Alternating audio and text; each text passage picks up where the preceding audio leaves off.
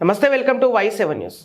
భద్రాద్రి కొత్తగూడెం జిల్లా మనుగూరు మండలం ITI college గ్రౌండ్లో జరగబోయే తెలంగాణ రాష్ట్ర ముఖ్యమంత్రి యనుమల రేవంత్ రెడ్డి ప్రజా దీవెన సభ ఏర్పాటును పరిశీలించిన తెలంగాణ రాష్ట్ర రెవెన్యూ, గృహ నిర్మాణ, సమాచార శాఖ మంత్రి పొంగులేటి శ్రీనివాసరెడ్డి, పినపాక నియోజకవర్గం శాసనసభ్యులు శ్రీ పాయం వెంకటేశ్వర్లు, మహబూబాద్ పార్లమెంట్ అభ్యర్థి పోరిక బలరాం నాయక్, భద్రాద్రి కొత్తగూడెం జిల్లా కాంగ్రెస్ పార్టీ అధ్యక్షులు భద్రాచలం మాజీ ఎమ్మెల్యే పోదం వీరయ్య, మాజీ ఎమ్మెల్సీ బాలసాని లక్ష్మీనారాయణ, ఉమ్మడి ఖమ్మం జిల్లా డీసీసీబీ డైరెక్టర్ తుల్లూరు బ్రహ్మయ్య, ఈ కార్యక్రమంలో ప్రజాప్రతినిధులు, కాంగ్రెస్ పార్టీ నాయకులు, కార్యకర్తలు, అభిమానులు తదితరులు పాల్గొన్నారు.